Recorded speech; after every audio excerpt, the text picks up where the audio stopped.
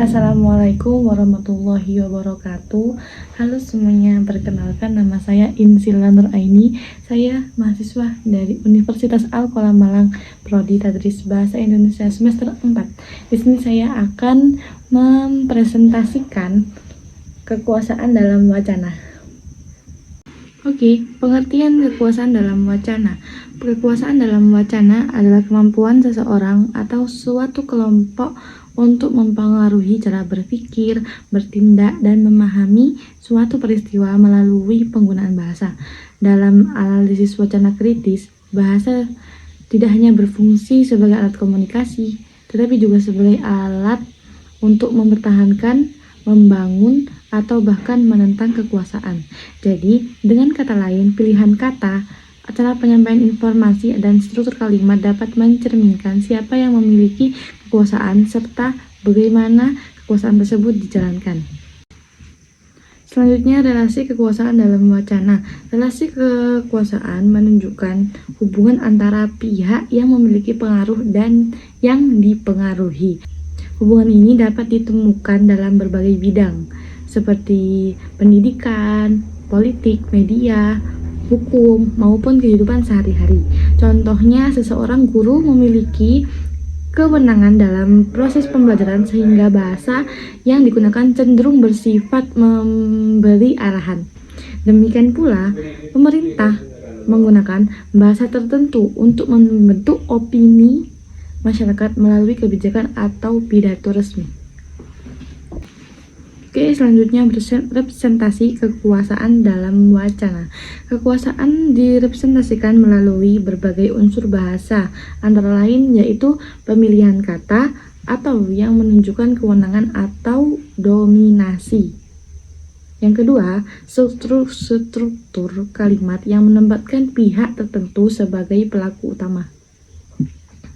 Yang ketiga, gaya bahasa yang dapat membangun citra positif atau negatif terhadap seseorang maupun kelompok. Dan yang terakhir, penyampaian informasi yang lebih menonjolkan sudut pandang tertentu. Jadi, melalui representasi tersebut, pembaca atau pendengar dapat diarahkan untuk memahami suatu peristiwa sesuai dengan kepentingan pihak yang berkuasa.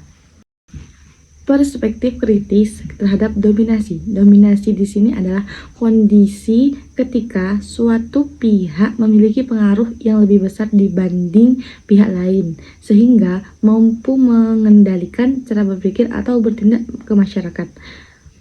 Analisis wacana kritis berusaha mengungkap bentuk-bentuk dominasi yang tersembunyi di balik penggunaan bahasa. Contohnya, media dapat lebih sering memberitahukan keberhasilan suatu pihak dibanding pihak lainnya, sehingga membentuk persepsi publik yang tidak seimbang. Representasi dalam wacana. Representasi merupakan bentuk perlawanan terhadap dominasi atau ketidakadilan yang sampaikan melalui bahasa. Perlawanan ini dapat berupa kritik, opini, kampanye di media sosial, demonstrasi, atau karya sastra yang menjalankan kepentingan masyarakat. Representasi menunjukkan bahwa bahasa juga dapat menjadi alat untuk memperjuangkan keadilan dan menyampaikan aspirasi. Contoh, misalnya, terdapat berita dengan kalimat pemerintah berhasil menertibkan aksi demonstrasi yang mengganggu ketertiban umum. Nah, kalimat tersebut menonjolkan keberhasilan pemerintah, sedangkan sudut pandang para demonstran tidak dijelaskan. Hal ini menunjukkan adanya representasi kekuasaan dalam penyampaian informasi. Jadi, kekuasaan dalam wacana menunjukkan bahwa bahasa tidak pernah benar-benar netral. Bahasa dapat digunakan untuk membangun, mempertahankan, maupun menantang kekuasaan. Oleh karena itu, analisis wacana kritis diperlukan agar masyarakat mampu memahami makna yang tersembunyi di balik suatu teks dan tidak mudah dipengaruhi oleh kepentingan tertentu. Oke, sekian dari saya. Terima kasih, mohon maaf ada salah kata. Ibu mohon maaf tadi saya yang penutupan nggak ke-record ternyata. Ibu mohon maaf ya. Terima kasih. Wassalamualaikum warahmatullahi wabarakatuh.